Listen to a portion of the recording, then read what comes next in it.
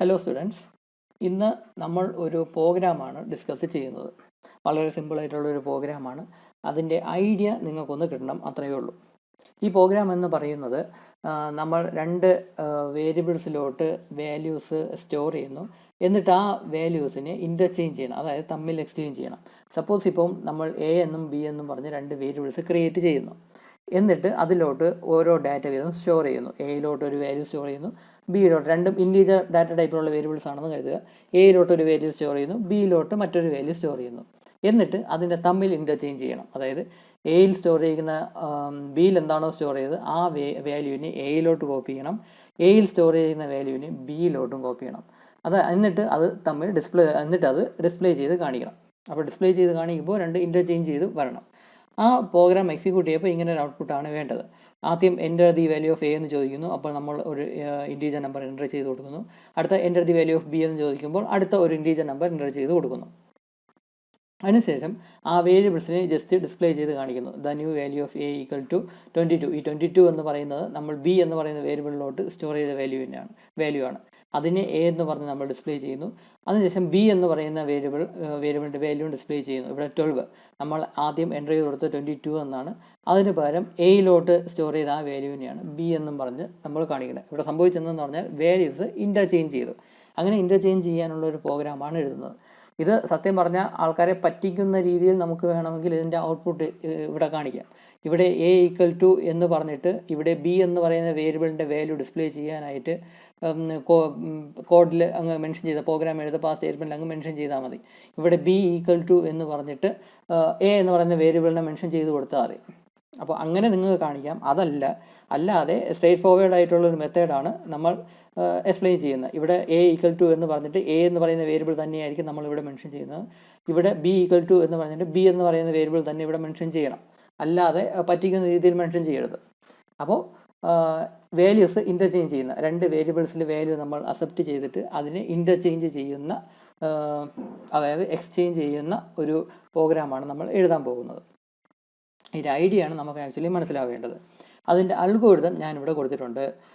ഇവിടെ ആദ്യം input A and B എന്ന് കൊടുക്കുന്നത്, അതാണ് ആദ്യത്തെ സ്റ്റെപ്പ് അൽഗോരിതത്തിൽ. എ ആൻഡ് ബി ഇൻപുട്ട് ചെയ്ത് കൊടുക്കുന്നു. എന്നിട്ട് നമ്മൾ അഡീഷണലായിട്ട് ഈ ടെമ്പ് എന്ന് പറയുന്ന ഒരു വേരിയബിളും കൂടെ ക്രിയേറ്റ് ചെയ്യും. ടെമ്പ് എന്ന് പറയുന്ന ആ വേർഡ് ഉദ്ദേശിക്കുന്ന ടെമ്പററി എന്നാണ് ഉദ്ദേശിക്കുന്നത്. നമ്മുടെ എ എന്ന് പറയുന്ന വേരിയബിളിൻ്റെ വാല്യൂ എന്താണോ, അതിൽ സ്റ്റോർ ചെയ്യുന്ന വാല്യൂ എന്താണോ, അതിനെ കുറച്ച് നേരത്തേക്ക് ഒരു വേരിയബിളിലോട്ട് കോപ്പി ചെയ്ത് വയ്ക്കണം. അതിനു വേണ്ടി നമ്മൾ എക്സ്ട്രാ ക്രിയേറ്റ് ചെയ്യുന്ന ഒരു വേരിയബിളാണ് ഈ ടെമ്പ് എന്ന് പറയുന്നത്. ടെമ്പററി എന്ന് പറയുന്ന വേർഡിൻ്റെ ഷോർട്ട് ഫോം ആണെന്ന് കരുതുക. ഇവിടെ ആദ്യത്തെ സ്റ്റെപ്പ് എന്തെന്ന് പറഞ്ഞാൽ നമ്മുടെ എയിലുള്ള വാല്യൂവിനെ ഈ ടെമ്പ് എന്ന് പറയുന്ന വേരിയബിളിലോട്ട് സ്റ്റോർ ചെയ്യുന്നു. ആ സ്റ്റേറ്റ്മെൻറ്റാണ് ആദ്യത്തെ സ്റ്റേറ്റ്മെൻറ്റായിട്ട് കൊടുത്തിരിക്കുന്നത്, ടെമ്പ് ഈക്വൽ ടു എ. ഈ ഒരു സ്റ്റേറ്റ്മെൻറ്റ് എക്സിക്യൂട്ട് ചെയ്യുമ്പോൾ സംഭവിക്കുന്നത് എ എന്ന് പറയുന്ന വേരിയബിളിൽ എന്താണോ വാല്യൂ സ്റ്റോർ ചെയ്യിക്കുന്നത് അതിൻ്റെ ഒരു കോപ്പി ടെമ്പ് എന്ന് പറയുന്ന വേരിയബിളിലോട്ട് സ്റ്റോർ ചെയ്യുന്നു. അടുത്ത statement A equal to B എന്നാണ്. ഇവിടെ സംഭവിച്ചത് എന്തെന്ന് വെച്ചാൽ ഇവിടെ എയിലുള്ള വാല്യൂ എന്താണോ അതിൻ്റെ ഒരു കോപ്പി ഇവിടെ ക്രിയേറ്റ് ചെയ്ത് കഴിഞ്ഞു. ഇനി നമ്മൾ ഈ എയുടെ വാല്യൂവിനെ അങ്ങ് ചേഞ്ച് ചെയ്യുകയാണ്. അപ്പോൾ ഇവിടെ ഈ സ്റ്റേറ്റ്മെൻറ്റ് എക്സിക്യൂട്ട് ചെയ്യുമ്പോൾ എ ഈക്വൽ ടു ബി എന്ന് കൊടുക്കുക. ഇവിടെ സംഭവിക്കുന്നതെന്ന് വെച്ചാൽ ബിയിൽ സ്റ്റോർ ചെയ്യുന്ന വാല്യൂ എന്താണോ അതിനെ എയിലോട്ട് കോപ്പി ചെയ്യും. എയിൽ എന്തെങ്കിലും വാല്യൂ ഉണ്ടായിരുന്നെങ്കിൽ അതിനെ റീപ്ലേസ് ചെയ്ത് ബിയിലുള്ള വാല്യൂവിനെ അങ്ങ് കോപ്പി ചെയ്യും. അപ്പോൾ എ ഈക്വൽ ടു ബി എന്ന് പറഞ്ഞാൽ ബിയിൽ സ്റ്റോർ ചെയ്യുന്ന വാല്യൂ എന്താണോ അത് എയിലോട്ട് കോപ്പി ചെയ്യുന്നു.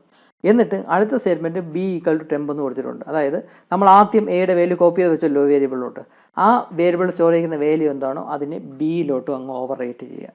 ഇവിടെ ഈ 3 സ്റ്റേറ്റ്മെൻറ്റ് എക്സിക്യൂട്ട് ചെയ്യുമ്പോൾ സംഭവിക്കുന്നതെന്ന് വെച്ചാൽ എയിൽ സ്റ്റോർ ചെയ്യുന്ന വാല്യൂ ബിയിലോട്ടും മാറി, ബിയിൽ സ്റ്റോർ ചെയ്യുന്ന വാല്യൂ എയിലോട്ടും മാറി. അതായത് തമ്മിൽ ഇൻ്റർചേഞ്ച് ആയി അതിൻ്റെ വാല്യൂസ്. എന്നിട്ട് ആ എയും ബിയും തമ്മിൽ അടുത്ത് എയും ബിയും എന്ന രണ്ട് വേരിയബിൾസിൻ്റെ വാല്യൂസ് ഡിസ്പ്ലേ ചെയ്ത് കാണിക്കുന്നു.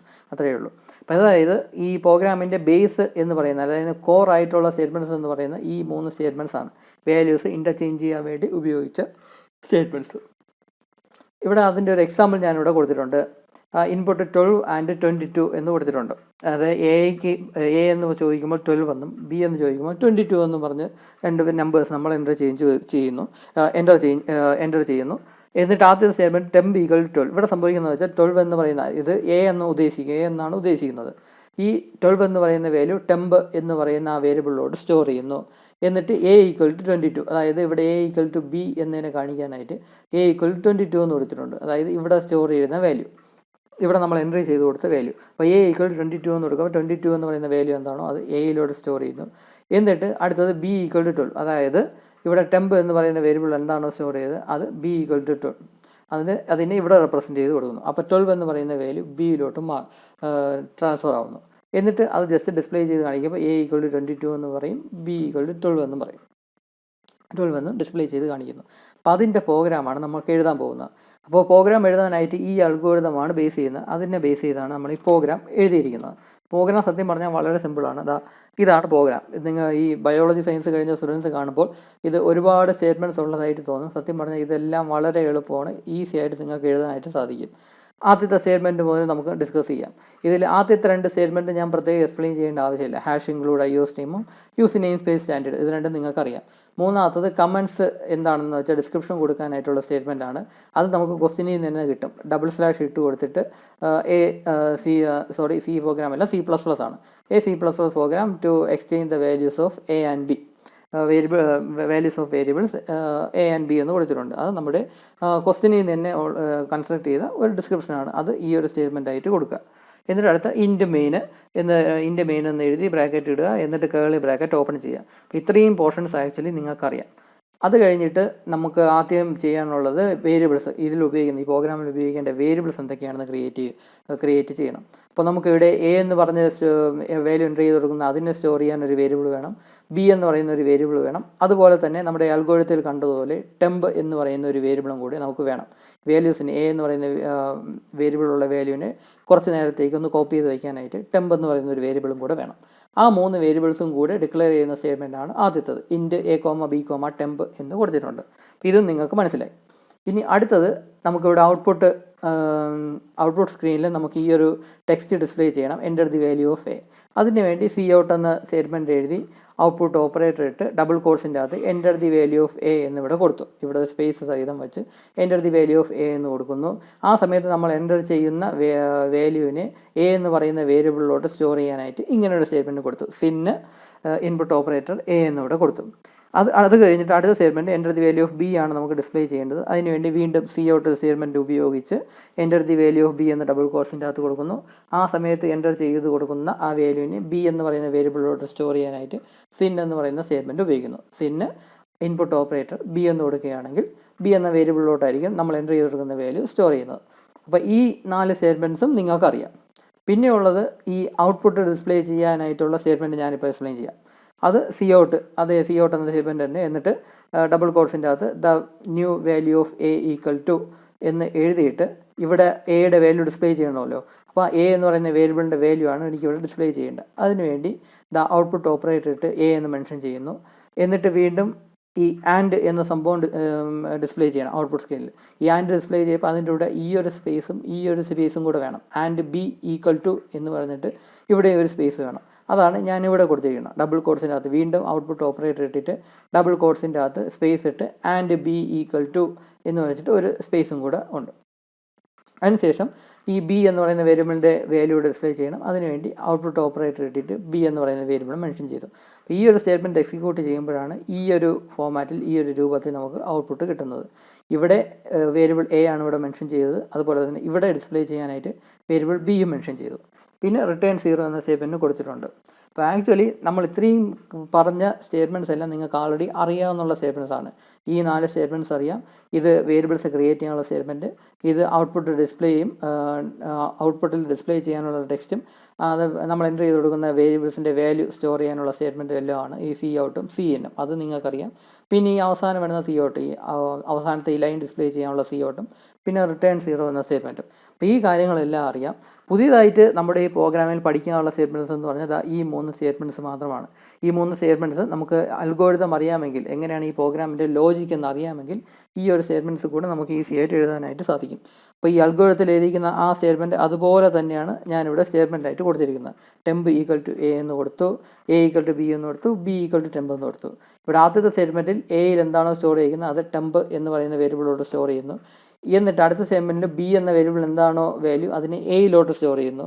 അവസാന സ്റ്റേറ്റ്മെൻറ്റിൽ നേരത്തെ ടെമ്പ് എന്ന് പറയുന്ന വേരിയബിൾ എന്താണോ സ്റ്റോർ ചെയ്തത് അതിനെ ബിയിലോട്ട് സ്റ്റോർ ചെയ്ത് കൊടുക്കുന്നു. അപ്പോൾ അങ്ങനെ ചെയ്യുമ്പോഴേക്കും എയും ബിയിലും സ്റ്റോർ ചെയ്യുന്ന വാല്യൂസ് തമ്മിൽ ഇൻ്റർചേഞ്ച് ആയി, അതായത് തമ്മിൽ എക്സ്ചേഞ്ച് ആയി. എന്നിട്ട് ആ വാല്യൂവിനെ അങ്ങ് ഡിസ്പ്ലേ ചെയ്ത് കാണിക്കുന്നു. അപ്പോൾ ഈ ഒരു സംഭവം മാത്രമേ ഉള്ളൂ ഈ ഒരു പ്രോഗ്രാമിൽ. വളരെ സിമ്പിളായിട്ടുള്ള പ്രോഗ്രാം. ഇതിൻ്റെ ഐഡിയയാണ് നിങ്ങൾ മനസ്സിലാക്കി വെക്കേണ്ടത്. ഇതുപോലത്തെ ഒരു 2-3 പ്രോഗ്രാംസും കൂടെ നമ്മുടെ ജോസ് സാറിൻ്റെ ടെക്സ്റ്റ് ബുക്കിലുണ്ട്. ആ പ്രോഗ്രാംസ് നിങ്ങളൊന്ന് നോക്കുക. അതിൽ അവസാനത്തെ 2 പ്രോഗ്രാംസ് കുറച്ച് ബുദ്ധിമുട്ടായിരിക്കും. ആദ്യമായിട്ട് പഠിക്കുന്ന ആൾക്കാർക്ക് അവസാനത്തെ 2 പ്രോഗ്രാംസ് കുറച്ച് ബുദ്ധിമുട്ടായിരിക്കും. നമ്മുടെ ആദ്യത്തെ ചാപ്റ്ററിൽ, പ്രോഗ്രാമിങ്ങിൻ്റെ ആദ്യത്തെ ചാപ്റ്ററിലുള്ള പ്രോഗ്രാംസാണ് ഞാൻ പറഞ്ഞത്. അപ്പോൾ അത് വേണമെങ്കിൽ ഞാൻ ഈ മെയിനായിട്ടുള്ള ടോപ്പിക്സ് കഴിഞ്ഞിട്ട് ആ പ്രോഗ്രാമും കൂടെ എക്സ്പ്ലെയിൻ ചെയ്തു തരാം. നമുക്ക് ഇനി ഈ മോഡ്യൂളിൽ തന്നെ ഓപ്പറേറ്റേഴ്സ് പഠിക്കാനുണ്ട്. അടുത്ത വീഡിയോയിൽ ഓപ്പറേറ്റേഴ്സ് ആയിരിക്കും പഠിക്കുന്നത്. ആ ഓപ്പറേറ്റേഴ്സൊക്കെ പഠിച്ചു കഴിഞ്ഞിട്ട് നമ്മുടെ ആ ടെക്സ്റ്റ് ബുക്കിൽ മെൻഷൻ ചെയ്തിട്ടുള്ള 2 പ്രോഗ്രാംസും കൂടെ ഡിസ്കസ് ചെയ്യാം. അപ്പോൾ ഇത്രയാണ് ഈ പ്രോഗ്രാമിലുള്ളത്. ഈ സത്യം പറഞ്ഞാൽ ഈ പ്രോഗ്രാം നിങ്ങൾ കാണാതെ പഠിക്കേണ്ട ആവശ്യമൊന്നുമില്ല. ഇതിൻ്റെ ലോജിക്ക് എന്താണെന്ന് മനസ്സിലാക്കുക. ബാക്കി നിങ്ങൾക്ക് ഈസി ആയിട്ട് എഴുതാനായിട്ട് സാധിക്കും. ബേസായിട്ട് നമ്മൾ പഠിക്കേണ്ടത് ഇത്രയും സ്റ്റേറ്റ്മെൻറ്റ്സ് ഉള്ള പ്രോഗ്രാമിൽ നമ്മൾ ആക്ച്വലി പുതിയതായിട്ട് പഠിക്കേണ്ടത് ഈ ഒരു 3 സ്റ്റേറ്റ്മെൻറ്റ്സ് മാത്രമാണ്. ബാക്കി എല്ലാ സ്റ്റേറ്റ്മെൻറ്റ്സും നമ്മൾ ഇതുവരെ ഡിസ്കസ് ചെയ്ത പ്രോഗ്രാംസിലെല്ലാം വന്ന പോലത്തെ സ്റ്റേറ്റ്മെൻറ്റ്സ് തന്നെയാണ്. പുതിയതായിട്ട് നമുക്ക് ഈ പ്രോഗ്രാമിൽ, ഈ പർട്ടിക്കുലർ പ്രോഗ്രാമിൽ പഠിക്കാനുള്ള സ്റ്റേറ്റ്മെൻറ്റ്സ് എന്ന് പറഞ്ഞാൽ ഈ 3 സ്റ്റേറ്റ്മെൻറ്റ്സ് മാത്രമാണ്. അതും പഠിക്കാനൊന്നുമില്ല, ആ ലോജിക്ക് മാത്രം മനസ്സിലാക്കിയാൽ മതി. അത് ഉപയോഗിച്ച് നിങ്ങൾക്ക് എന്നെ എഴുതാമെന്നുള്ളതേ ഉള്ളൂ. അപ്പോൾ ഇതാണ് 2 വേരിയബിൾസുള്ള വാല്യൂസ് എക്സ്ചേഞ്ച് ചെയ്യാനുള്ള പ്രോഗ്രാം. ഈ വീഡിയോയിൽ ഇത്രയേ ഉള്ളൂ. Thank you.